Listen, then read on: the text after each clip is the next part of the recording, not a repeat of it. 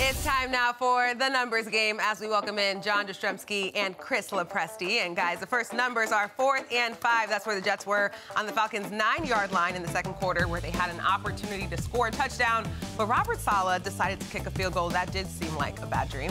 Some people are questioning if he should have went for it. So, JJ, is Saleh just still too conservative as a coach? So, Chelsea, I'm of the camp, and I think our buddy Mr. CeeLo knows this. I always want to see coaches go for it. I hate coaches that kick field goals. I say it all the time. Kicking is for losers.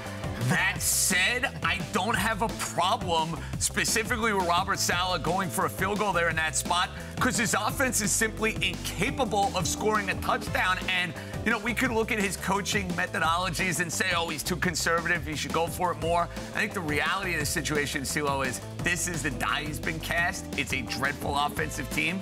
Therefore, you have to coach a little differently. Yeah, I agree. I think you have to look at the broader issue, and you heard Tyler Conklin refer to it there. Bad dream. We just have to score a touchdown. The problem is they go entire games without scoring touchdowns. So two schools of thought. One is, hey, you're down there. You never score. What else do you have left to lose? You take a shot. But at the same point, I understand where Robert Saleh is coming from, where it's like I've watched my offense fail time and time and time again. They're on their 4th quarterback of the season.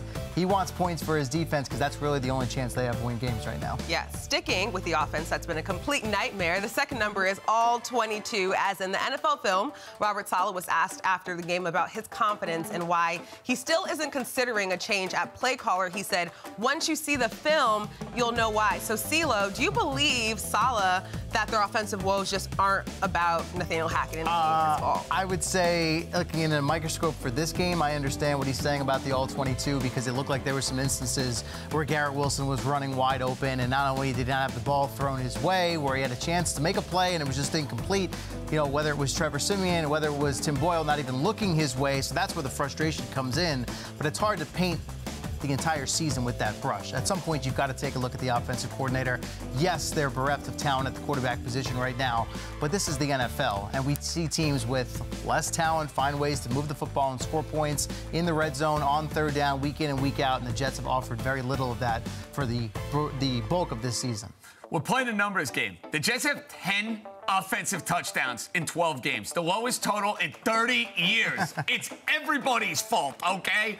Quarterbacks, playmakers, therefore not making plays. The coaching staff, you're not drawing up more creative and more innovative plays. Look, how many times do you need to see the Jets get an incomplete pass on 1st down and they're on a stretch run to Breece Hall when every defender and their mother knows that is the play that's being run? So everybody's at fault here. We know Aaron Rodgers is not playing quarterback, but I saw Joe Flacco basically off the street today for the Browns go and put up 270 yards and 20-plus points. By the way, Chelsea, he was a Jet a year ago. Just saying. Off the street. I mean, yeah, he's off couch the street. Yeah, I mean, he probably wasn't on the couch. All right.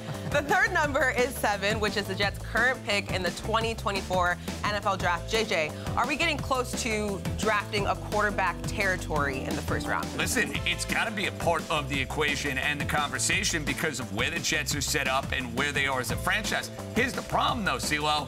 We're talking about Aaron Rodgers being a part of this team. Aaron Rodgers runs the New York Jets. We all know that. And Chelsea, I don't think he wants a repeat of what happened to him in Green Bay. So if he has the owner's ear, and I'm not saying that's the right course of action for the Jets, I think he's going to push them to take a receiver or an offensive lineman. Yeah, and I think he has to stay out the rest of the season as well.